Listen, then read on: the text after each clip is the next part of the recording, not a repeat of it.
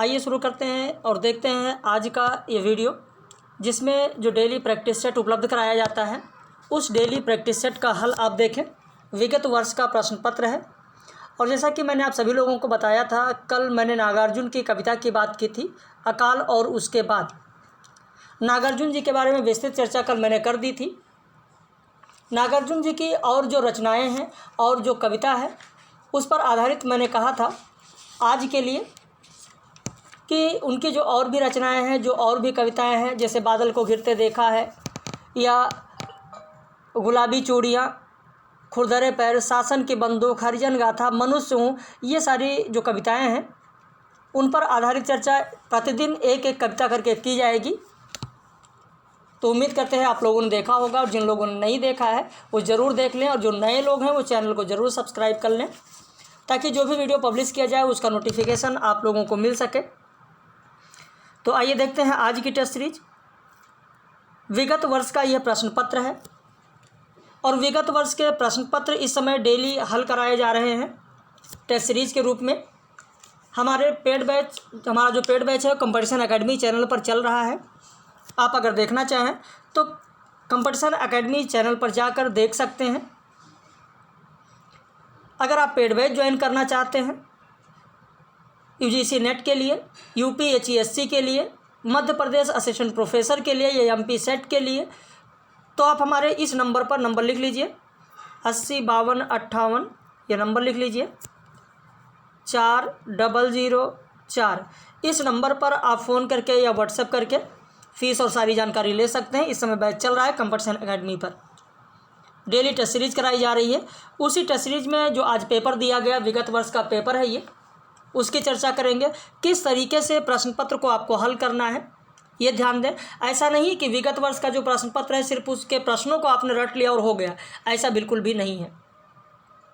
यहाँ पर जो भी चीज़ें दी जाएंगी उन पर आपको विस्तृत पढ़ना है। जैसे अभी जो पेड बैच में आदिकाल चल रहा है, आदिकाल में कल हम लोगों ने राष्ट्र साहित्य की बात की, आज हम लोगों ने धार्मिक साहित्य की बात की। और धार्मिक साहित्य में आप देखेंगे कि यहीं से प्रश्न बनना शुरू हो गया। सरहपा किस साहित्य के अंतर्गत आएंगे, तो सिद्ध साहित्य के अंतर्गत। भाई आज जो हम लोगों ने बात की धार्मिक साहित्य की, जिसमें बौद्ध साहित्य और जैन साहित्य है, जिसमें बौद्ध साहित्य के तहत सिद्ध साहित्य और नाथ साहित्य की चर्चा की गई, जैन साहित्य की चर्चा की गई। सिद्ध साहित्यों में सरहपा की बात की गई, बताया गया कि हिंदी के प्रथम कवि हैं, इनका अन्य नाम सरहपाद, राहुल भद्र, सरोज वज्र, पदम वज्र, या सरहपा को वज्रयान और सहजान का प्रवर्तक कहा गया है। ये ब्राह्मण भिक्षु थे, सरहपा इनके शिष्य हैं। तो ये सारी चीज़ें मैंने आज आप लोगों को बताया है, पूरा विस्तृत चर्चा किया है। निम्न में से कौन अष्टछाप के कवि नहीं है? अष्टछाप के कवियों की चर्चा मैंने आप लोगों से की है पिछले टेस्ट सीरीज में। यहाँ पर उत्तर हो जाएगा आपका डी, सुंदरदास। अष्टछाप की स्थापना कब हुई, तो 1565 में आपको ध्यान रखना है। और इस अष्टछाप में 8 लोग हैं, 8 कवि हैं। 4 हैं वल्लभाचार्य के शिष्य, 4 हैं विट्ठलनाथ के शिष्य। और इन 8 में से 2 ऐसे हैं, यानी एक वल्लभाचार्य के शिष्य जो कृष्णदास हैं वो गुजरात के हैं। विट्ठलनाथ के 4 शिष्यों में गोविंद स्वामी ऐसे हैं जो राजस्थान के हैं, बाकी सभी के सभी उत्तर प्रदेश के हैं। आचार्य रामचंद्र शुक्ल ने अपने हिंदी साहित्य के इतिहास में कृष्ण भक्ति शाखा के अष्टछाप के कवियों को जन्म काल के अनुसार दिया है कि पहले कुंभन दास होंगे, फिर सूरदास, परमानंद दास, कृष्णदास, उसके बाद गोविंद स्वामी, छीत स्वामी, चतुर्भुज दास, नंददास। तो इन सब की चर्चा आप लोगों से की गई है। बिहारी किस धारा के कवि हैं? आपका उत्तर हो जाएगा ए, रीति सिद्ध काव्यधारा के कवि हैं। वैसे बिहारी सतसई के बारे में और बिहारी के बारे में भी खूब परीक्षाओं में प्रश्न पूछा जाता है। मैंने पहले ही कहा है कि जो भी प्रश्न विगत वर्ष में आए हैं उन पर इसी तरीके से आपको पढ़ना है। जैसे यहाँ पर बिहारी किस धारा के कवि हैं, अब आपको बिहारी के बारे में जान लेना है। बिहारी की जो सतसई है उस पर जो टीका लिखा गया, जिसे सुरत मिश्र ने अमर चंद्रिका लिखा, कृष्ण कवि ने साहित्य चंद्रिका लिखा सवैया छंद में, और यही कृष्ण कवि हैं जिन्होंने सर्वप्रथम टीका लिखा है। प्रश्न पूछा जाता है कि बिहारी सतसई पर सबसे पहले टीका किसने लिखी, तो कृष्ण कवि ने लिखी। यह प्रभुदयाल पांडे ने लिखा आधुनिक खड़ी बोली में टीका। अंबिका दत्त व्यास ने बिहारी बिहार रोला छंद में लिखा। जगन्नाथ दास रत्नाकर की सर्वप्रमुख टीका है बिहारी रत्नाकर खड़ी बोली में। परमानंद ने संस्कृत में टीका लिखा श्रृंगार सतसई। आनंदी लाल ने फारसी में फिरंगी सतसई लिखा। मुंशी देवी प्रसाद प्रीतम ने गुलदस्त बिहारी लिखा टीका। पदम सिंह शर्मा ने संजीवनी भाष्य लिखा, और ये वही पदम सिंह शर्मा हैं जिन्होंने बिहारी सतसई को शक्कर की रोटी कहा है। लल्लू लाल ने लाल चंद्रिका लिखा। बिहारी सतसई की टीका ब्रज भाषा में राधा कृष्ण चौबे ने लिखा है। बिहारी को राधाचरण गोस्वामी ने पीयूषवर्षी मेघ कहा है। आचार्य रामचंद्र शुक्ल की बात करें तो बिहारी को आचार्य रामचंद्र शुक्ल ने कहा है कि बिहारी की भाषा चलती होने पर भी साहित्यिक है। एक बार यह भी पूछा गया है कि इनके दोहे क्या हैं, रस के छोटे छोटे छींटे हैं, तो ये भी रामचंद्र शुक्ल ने कहा। एक बार तो जयसिंह ने काली पहाड़ी गांव भी बिहारी को दान में पुरस्कार में दिया था। लाला भगवान दीन ने हिंदी का चौथा रत्न बिहारी को माना है। तो हजारी प्रसाद द्विवेदी ने बिहारी सतसई को रसिकों के हृदय का घर कहा है। तो इस तरीके से बहुत सारे तथ्य हैं और ये सारे तथ्य आप ध्यान रखते चलें। अगला प्रश्न है कि प्रेमचंद किस प्रवृत्ति के उपन्यासकार हैं। प्रेमचंद किस प्रवृत्ति के उपन्यासकार हैं? आपका उत्तर हो जाएगा सी, आदर्शोन्मुख यथार्थवादी। अब आदर्शोन्मुख यथार्थवादी जो इनकी रचनाएं हैं, इनका जो उपन्यास है, आप रंगभूमि देखें। रंगभूमि उदाहरण अगर पूछा जाए तो उदाहरण में इनका रंगभूमि उपन्यास दे दीजिए, उदाहरण में इनका प्रेमाश्रम उपन्यास दे दीजिए, इनका गोदान उपन्यास दे दीजिए। ये उदाहरण में आप दे सकते हैं। बाय द वे अभी तो ये प्रश्न पूछा गया, और अगर इसी प्रश्न में ये पूछा जाए कि प्रेमचंद के आदर्शोन्मुख यथार्थवादी उपन्यास कौन कौन से हैं, तो आप गोदान का नाम ले सकते हैं, रंगभूमि का नाम ले सकते हैं, प्रेमाश्रम का नाम ले सकते हैं। ऐसे अमृतलाल नागर के जीवनी परक उपन्यास खंजन नयन किसके जीवन पर आधारित है? आपका उत्तर हो जाएगा ए, सूरदास के जीवन पर आधारित है। खंजन नयन का प्रकाशन वर्ष पूछा जा सकता है कब है, तो 1981, कहीं पर लिख लें 1981। बाकी तुलसीदास पर तो इन्होंने मानस का हंस लिखा है, मानस का हंस तुलसीदास पर लिखा गया है। अंग्रेजी स्वच्छंदतावादी काव्य का प्रभाव किस काव्यधारा पर पड़ा है? तो ये भी आपके लिए बहुत ही महत्वपूर्ण प्रश्न है। उत्तर हो जाएगा सी, छायावाद, रोमांटिज्म। भाई जब छायावाद आपको पढ़ाया गया 1918 से लेकर 1936, 1918 से लेकर 1936 जो इसका समय है, इसके बारे में मैंने पूरी चर्चा की, आप लोगों को पढ़ाया है। दुख ही जीवन की कथा रही, क्या कहूँ आज जो कही नहीं। ये आप देखेंगे सरोज स्मृति निराला ने 1935 में अपनी 18 वर्षीय सरोज के लिए 1935 में लिखा, 1935 में। अब यहीं पर कुछ लोग कहेंगे सर मैंने 1938 पढ़ा है। 1938 में आपने पढ़ा है, सही पढ़ा है, वो 1938 में प्रकाशन हुआ है, लिखा गया है 1935 में। अपनी 18 वर्षीय पुत्री सरोज के लिए उन्होंने लिखा, और और उसका जो प्रकाशन हुआ है वो हुआ है 1938 में। ऐसे रस आखेटक के रचनाकार कौन है? रस आखेटक, तो यहाँ पर जो रस आखेटक दिया गया, ये रस आखेटक क्या है? निबंध संग्रह है। किसका निबंध संग्रह है? कुबेरनाथ राय का निबंध संग्रह है। अब आपसे अगर यह प्रश्न पूछें कि रस आखेटक जो निबंध संग्रह है कुबेरनाथ राय का, इसमें कितने निबंध संकलित हैं? कितने लोगों को पता होगा आप लोगों में से? अगर नहीं पता है तो लिख लें कि 15 निबंध संकलित हैं। ये वही रस आखेटक है जिसमें निषाद बांसुरी निबंध संकलित है, जिसमें महाकवि की तर्जनी निबंध संकलित है, जिसमें कामधेनु निबंध संकलित है। पहला निबंध कौन सा है? रस आखेटक में जो 15 निबंध संकलित हैं उनमें से पहला निबंध कौन सा है? कितने लोगों को पता है? कमेंट करके बताइएगा कि कितने निबंध संकलित हैं। सॉरी, पहला निबंध कौन सा है? देखते हैं कि कितने लोग अपना उत्तर देते हैं। निम्न में से कौन सी हरिशंकर परसाई की रचना नहीं है? हरिशंकर परसाई की रचना कौन सी नहीं है? तो आपका उत्तर हो जाएगा डी, जीप पर सवार इल्लियाँ। जीप पर सवार इल्लियाँ किसका है? शरद जोशी का है। जीप पर सवार इल्लियाँ जो व्यंग है, इस व्यंग संग्रह में कितने व्यंग संकलित हैं? लिख लीजिए, 21 व्यंग संकलित हैं जीप पर सवार इल्लियाँ में। इसको 2 शब्दों में बताया गया, इला और इल्ली। यानी वर्तमान में जो राजनीतिक परिदृश्य में जो शोषण हो रहा है उसी की बात की गई। इला मतलब पृथ्वी बताया गया है, इला मतलब पृथ्वी, और इल्ली तितली का जो प्यूपा होता है, इल्ली से तितली बनने तक की जो प्रक्रिया होती है वो बताई गई। और बताया गया कि इल्ली इला की ही तो पुत्री है, यानी पृथ्वी के ही तो संतानें हैं ये सब। तो इला और इल्ली यहाँ पर ये सारी चीज़ें जीप की सवार इल्लियाँ में बताया गया है। 21 संग्रह इसमें 21 निबंध इसमें या व्यंग संकलित हैं। एक बूंद सहसा उछली किस विधा की रचना है? एक बूंद सहसा उछली ये आपका है यात्रा वृत्तांत। किसका यात्रा वृत्तांत है?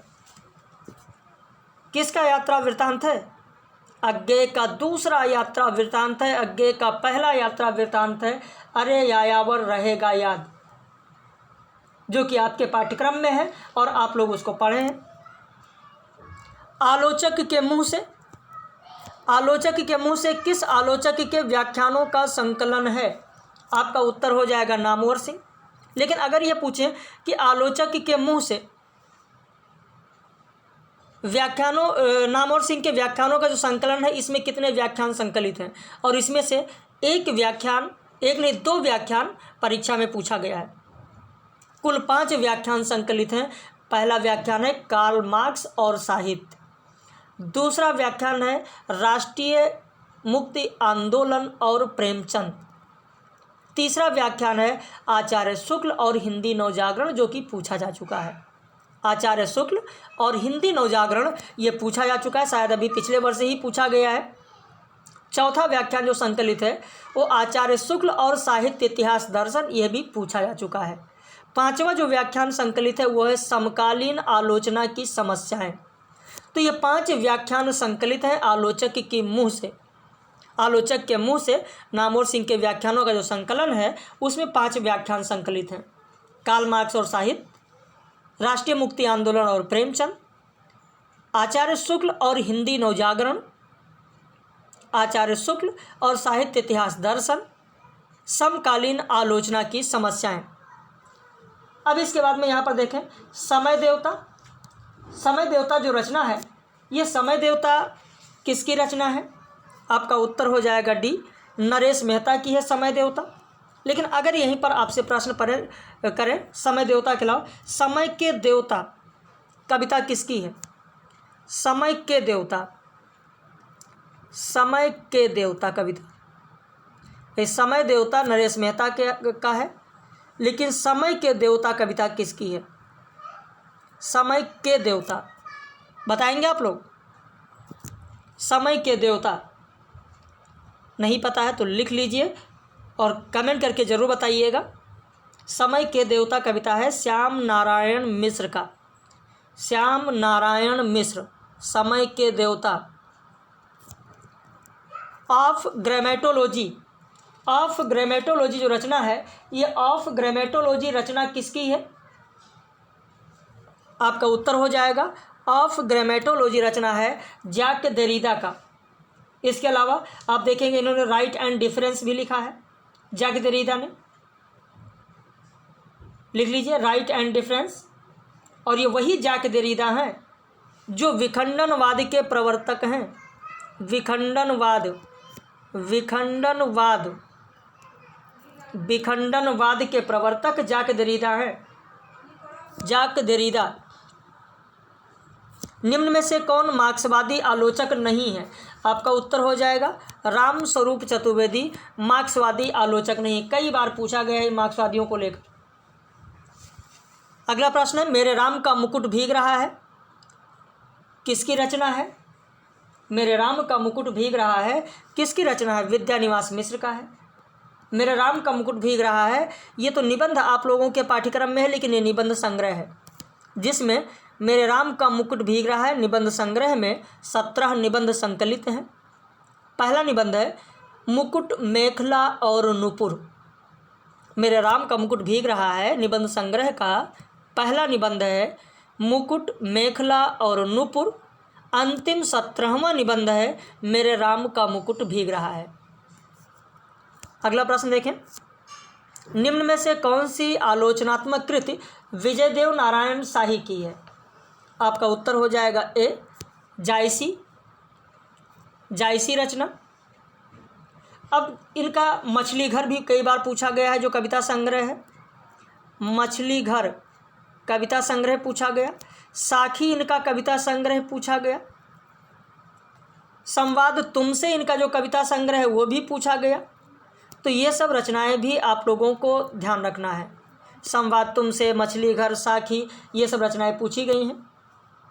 अब इसके बाद में यहाँ पर प्रश्न दिया गया कि खड़ी बोली के विकास में फोर्ट विलियम कॉलेज का योगदान क्या रहा है?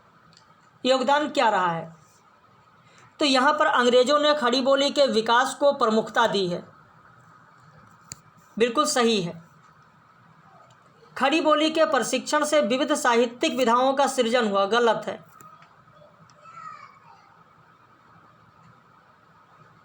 और सी जो दिया गया, खड़ी बोली के साहित्यिक लेखन युग की आवश्यकता थी, सही है। यानी ए और सी सही है, बी गलत है। उत्तर हो जाएगा आपका बी। ऐसे ब्रज भाषा में गीतात्मक स्वाभाविक रूप से आ जाती है। ब्रज भाषा में परुष वर्णों का अभाव है। तो यहाँ पर अगर देखें तो हमारा उत्तर क्या होगा? यहाँ पर उत्तर ये होगा कि हमारा आंशिक रूप से, पूर्ण रूप से नहीं कह सकते हैं, लेकिन हाँ आंशिक रूप से पहला सही है और बी तो पूर्णतः सही है। ब्रज भाषा में गीतात्मकता स्वाभाविक रूप से आ जाती है। तो कुछ जगह कुछ अपवाद के रूप में हमको देखने को मिलेगा, इसलिए यहाँ पर बी उत्तर कहा जाएगा कि बी सही है। हमेशा ऐसा नहीं होता है कि ब्रज भाषा में गीतात्मकता आ जाती है। ब्रज भाषा में कोमल वर्णों की बहुलता आपको देखने को मिलेगी, तो गीतात्मक स्वाभाविक रूप से आ जाता है। अगला प्रश्न है कि नई कविता में नए मनुष्य की प्रतिष्ठा हुई है। नई कविता में नए मनुष्य की प्रतिष्ठा हुई है, ये तो सही है। दूसरा दिया गया, नई कविता में व्यक्त मनुष्य का द्वंद्व अंशतः आयातित है। अंशतः आयातित है, गलत है, यानी उत्तर हो जाएगा ए सही है, आर गलत है। और इसके बाद में फिर अगला प्रश्न है कि छायावाद की अनुभूतियाँ, छायावाद की निम्नलिखित विशेषता क्या है? तो अनुभूति की अभिव्यक्ति, बिल्कुल अनुभूति की अभिव्यक्ति छायावाद की विशेषता है। साम्राज्य के प्रति विद्रोह, साम्राज्य के प्रति विद्रोह बिल्कुल सही है, विशेषता है। सौंदर्य के प्रति आकर्षण, हाँ छायावाद में सौंदर्य के प्रति आकर्षण है। छायावाद रहस्य का पर्याय नहीं, छायावाद कुछ जगह पर रहस्य का पर्याय है, लेकिन हर जगह रहस्य का पर्याय नहीं है। यानी ए बी सी हमारा सही है और डी जो होगा वो आंशिक रूप से सही होगा, यानी उत्तर हो जाएगा डी। ए बी सी सही है और डी हमारा आंशिक रूप से सही है। अगर हर जगह मिलता तो आंशिक शब्द का प्रयोग ना किया जाता। अगला प्रश्न है कि निम्नलिखित इतिहास ग्रंथों का कालक्रमानुसार सही क्रम क्या होगा? देखिए, सबसे पहले तो मिश्र बंधु विनोद की ही रचना हुई है, प्रकाशित मिश्र बंधु विनोद की रचना हुई है, तो आपका उत्तर हो जाएगा डी। पहले मिश्र बंधु विनोद होगा 1913 में, फिर हिंदी साहित्य का इतिहास रामचंद्र शुक्ल का 1929 में होगा, फिर हजारी प्रसाद द्विवेदी की हिंदी साहित्य की भूमिका 1940 में होगा, फिर हिंदी साहित्य का आलोचनात्मक इतिहास जो राम कुमार वर्मा का है वो 1938 में होगा। गोस्वामी तुलसीदास की रचनाओं का सही क्रम क्या होगा?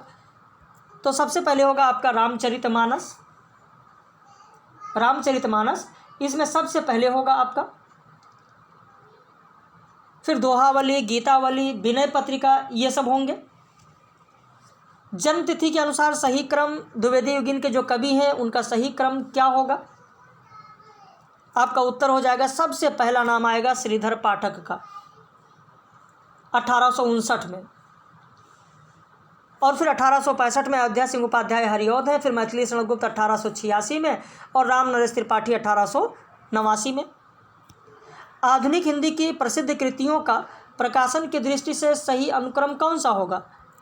आपका उत्तर हो जाएगा डी, सबसे पहले यशोधरा होगा 1932 में, फिर उर्वशी होगा 1961 में, कनुप्रिया आप देखेंगे, फिर उसके बाद में सबसे लास्ट में आत्मजयी होगा।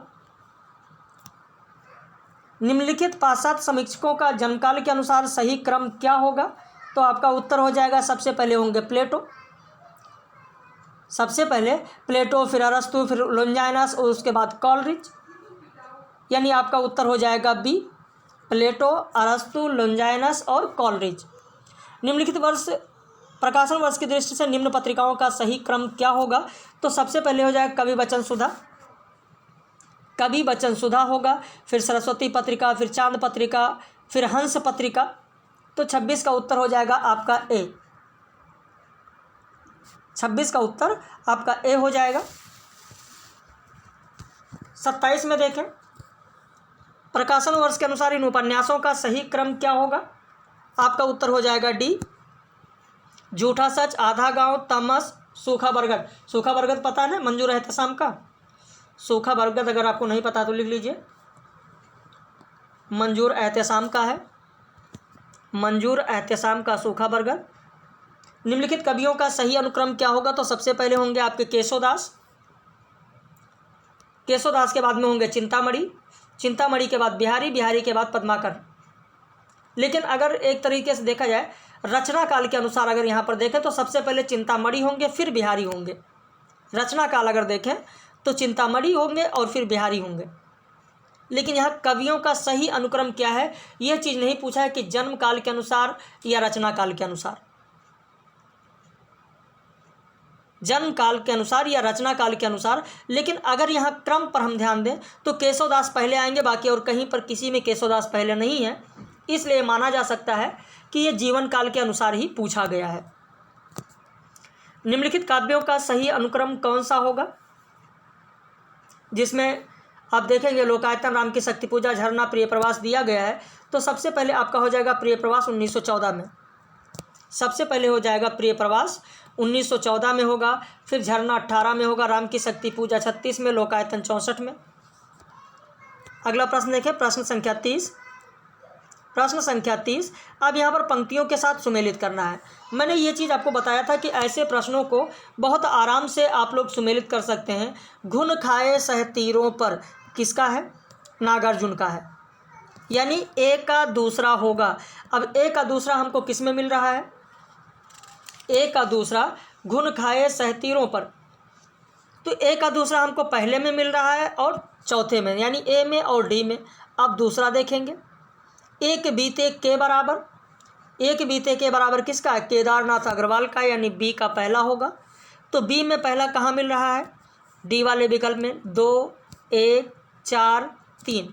तो इस तरीके से इन प्रश्नों को आप आराम से हल कर सकते हैं। निम्नलिखित संपादकों को उनकी पत्रिकाओं के साथ सुमेलित कीजिए। अब यहाँ पर देखते हैं श्याम सुंदर दास की पत्रिका कौन सी है? समाचार सुधा वर्षम, श्याम सुंदर दास का है। समाचार सुधा, श्याम सुंदर सेन का है समाचार सुधा वर्षम, यानी ए का दूसरा। अब ए का दूसरा पहले में मिल रहा है, तीसरे में मिल रहा है। राजा लक्ष्मण सिंह का देखेंगे, प्रजा हितैषी है, यानी बी का चौथा मिलना चाहिए। तो बी का चौथा हमको किस में मिल रहा है?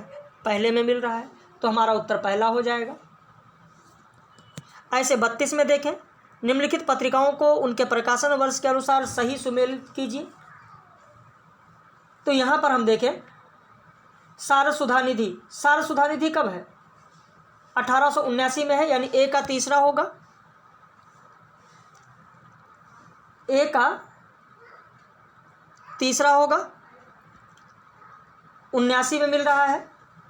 सार सुधा निधि 1779 यानी ए का तीसरा होना चाहिए यहाँ पर, ए का तीसरा। बंगदूत, जो बंगदूत है वो हमारा 1829 में है, 1829 में है, ए का तीसरा। चौथा और फिर भारत मित्र 1877, भारत मित्र 1877 यानी डी होगा उत्तर। तो यहाँ पर आपका उत्तर हो जाएगा डी। इसी तरीके से आपको सुमेलित करना है। 50 प्रश्न है। निम्नलिखित आलोचनात्मक कृतियों को उनके लेखकों के साथ सुमेलित कीजिए। दूसरी परंपरा की खोज नामवर सिंह का है, यानी ए का दूसरा। तो ए का दूसरा हमको पहले में और तीसरे में मिल रहा है। नए साहित्य का सौंदर्य शास्त्र गजानन माधव मुक्तिबोध का है, यानी बी का तीसरा। तो इस तरीके से हमारा उत्तर कौन सा बन रहा है? हमारा उत्तर बन रहा है ए। तो यहाँ पर आपका उत्तर ए हो जाएगा। अगला प्रश्न दिया गया है कि करुणा दुखात्मक वर्ग में आने वाला मनोविकार है, किसका कथन है? आचार्य रामचंद्र शुक्ल का, यानी ए का तीसरा होगा। ए का तीसरा हमको बी में मिल रहा है, तो इसलिए यहाँ पर बगैर कुछ किए आपका उत्तर बी हो जाएगा। इसी तरीके से आपको सुमेलित कर लेना है। पूरा पेपर तो मैंने आप लोगों को भेज ही दिया है, आप लोग हल ही कर रहे होंगे इसको, और कुछ लोगों ने हल करके अपना उत्तर भी भेजा है। यहाँ पर दिया गया अगले प्रश्न में लहरों के राजहंस मोहन राकेश का, लहरों के राजहंस मोहन राकेश का जो ये नाटक है, यानी ए का पहला होगा। ए का पहला देखिए यहाँ डी में मिल रहा है, आपका उत्तर हो गया डी। कुछ करने की ज़रूरत नहीं पूरा पढ़ने की। इसी तरीके से आप हल करते चलें तो आपका समय भी बचेगा और प्रश्न भी सही होगा। गबन उपन्यास की यहाँ पर पात्र देखें तो कौन है? जालपा गबन की पात्र हैं, जालपा गबन की पात्र, यानी ए का तीसरा होगा। तो आपको पहले में उत्तर मिल गया। यहाँ पर नाटकों के पात्र दिए गए, जैसे सिंहरण, सिंहरण किस में? चंद्रगुप्त का पात्र है, यानी ए का तीसरा। ए का तीसरा हमको किस में मिल रहा है? सी में मिल रहा है, आपका उत्तर हो गया सी। इस तरीके से आप सारे प्रश्नों को हल करिए। आचार्य और उनके सिद्धांतों को दिया गया, जैसे भट्ट लोल्लट का सिद्धांत कौन सा है? इनका आरोपवाद या उत्पत्तिवाद, यही तो है, आरोपवाद या उत्पत्तिवाद, यानी ए का चौथा। ए का चौथा किस में मिल रहा है? पहले में मिल रहा है, आपका उत्तर सही हो गया। निम्नलिखित आचार्यों को उनके कालखंड के साथ सुमेलित कीजिए। जैसे भामा का जो समय है वो 6ठी सदी में है, भामा का समय है 6ठी सदी में, 6ठी सदी में, यानी पांचवा है। पांचवा किस में मिल रहा है? बी में मिल रहा है, आपका उत्तर सही हो गया, बी होगा। अब इसके बाद में कथन और तर्क वाले प्रश्न हैं कि किसी व्यक्ति का लोभ उस व्यक्ति से केवल बाह्य संपर्क रखकर ही तुष्ट नहीं हो सकता, उसके हृदय का संपर्क भी चाहता है। गलत है। देखिए, किसी भी व्यक्ति, आप खुद सोचिए, अपने आप को रखकर सोचिए, समाज के बारे में दिया तो उसको रखकर सोचिए, भाषा दिया उसके बारे में रखकर सोचिए, तो यह प्रश्न आप लोगों को गलत नहीं होगा। किसी व्यक्ति का लोभ, या आप अपने को रख लीजिए कि अगर आप लोभी हैं या मैं लोभी हूँ, या लोभी प्रवृत्ति की अगर हो जाए तो क्या होगा कि किसी व्यक्ति का लोभ उस व्यक्ति के केवल बाह्य संपर्क रखकर ही तुष्ट नहीं हो सकता, उसके हृदय का संपर्क भी चाहता है। तो यहाँ पर आप देखेंगे इसमें क्या हो जाएगा? पहला गलत है, बाह्य नहीं आंतरिक होता है, तो आपका पहला गलत हो गया। दूसरा देखें, लोभ प्रेम का मूल है। हाँ, लोभ प्रेम का मूल जरूर है, तर्क आपका जरूर सही है, लेकिन जो कथन दिया गया वो गलत है। 40 का उत्तर आपका ए हो जाएगा, क्योंकि लोभ प्रेम का मूल, लोभ प्रेम का मूल है दिया गया, प्रेम लोभ का मूल है। अगर प्रेम लोभ का मूल यहाँ दिया होता तो उसके उपयुक्त जो दिया गया उसके हिसाब से यहाँ इसकी व्याख्या हो जाती। अगला प्रश्न देखें। स्थापना दिया गया कि भरत मुनि के अनुसार अस्थाई भाव ही रस में परिणत होता है। बिल्कुल सही है। उनके प्रसिद्ध रस सूत्र में अस्थाई भाव का स्पष्ट उल्लेख है, अस्थाई भाव का ही तो उल्लेख नहीं है, अस्थाई भाव का उल्लेख नहीं है, बाकी सारी चीज़ों का उल्लेख है। क्योंकि विभावानुभाव, व्यभिचार, संयोग, दरास, रस निष्पत्ति, व्यभिचारी भाव दिया गया, विभाव दिया गया, अनुभाव दिया गया, लेकिन अस्थाई भाव का उल्लेख नहीं है। बिनु पग चले सुने बिनु काना, असंगति अलंकार का उदाहरण है। असंगति नहीं है, यहाँ पर असंगति नहीं है, यहाँ पर विभावना अलंकार है। असंगति अलंकार में कारण के बिना तर्क हो जाता है, ये भी गलत है। जहाँ कारण कहीं अन्यत्र और या कार्य कहीं अलग हो तब असंगति होता है। कार्य और कारण दोनों अलग हों तभी असंगति होगा। यानी आपका उत्तर हो जाएगा यहाँ पर ए, पहला और दूसरा, यानी ए और आर दोनों गलत है। भाषा वैज्ञानिकों की दृष्टि में हिंदी और उर्दू अलग अलग भाषाएं हैं। देखिए, भाषा वैज्ञानिकों के अनुसार हिंदी और उर्दू अलग अलग भाषा नहीं है, अलग अलग भाषा नहीं है। आगे कहा गया उनका व्याकरण एक ही है, उनका व्याकरण एक ही है। हाँ देखिए, व्याकरण तो एक ही है, दोनों भाषा हिंदी और उर्दू के व्याकरण में समानता है, लेकिन अलग अलग नहीं माना गया। तो इसलिए आपका उत्तर हो जाएगा यहाँ पर कि ए गलत है, आर सही है। मैथिली संविधान की 8वीं अनुसूची में शामिल भाषा है, सही है। इसमें शामिल होने से हिंदी भाषियों की संख्या में वृद्धि हुई। नहीं भाई, मैथिली के शामिल होने से हिंदी भाषियों की वृद्धि क्यों होगी? हिंदी भाषियों की वृद्धि क्यों होगी? इससे तो कोई मतलब नहीं हिंदी भाषियों से। भाई वो तो अलग है, अपना एक अलग बोली है। मैथिली हिंदी भी बिहारी हिंदी की तो एक बोली है, भले ही हिंदी भाषा क्षेत्र के अंतर्गत आता है, संविधान में शामिल किया गया है, लेकिन हिंदी की संख्या में वृद्धि नहीं होगी। अगला प्रश्न है, हमारे मत में हिंदी और उर्दू बोली न्यारी न्यारी हैं। भाई राजा शिव प्रसाद सितारे हिंद ने कहा है ये कि हमारे मत में हिंदी और उर्दू दो बोली न्यारी न्यारी है, सही है।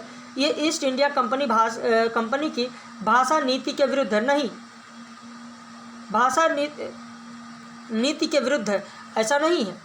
समकालीन प्रदेश में ईस्ट इंडिया कंपनी की भाषा नीति का ये समर्थन करता हुआ प्रतीत होता है। यानी आपका उत्तर हो जाएगा ए सही है, आर गलत है। अब इसके बाद में ये टेस्टरी आपको मैंने दे ही दिया है, आप लोग इस पूरे पैराग्राफ को पढ़ ही लिए होंगे। उत्तर आपको हम बता दे रहे हैं, कहीं पर लिख लीजिएगा इन 5 प्रश्नों के उत्तर। प्रश्न संख्या आप 46 देखें।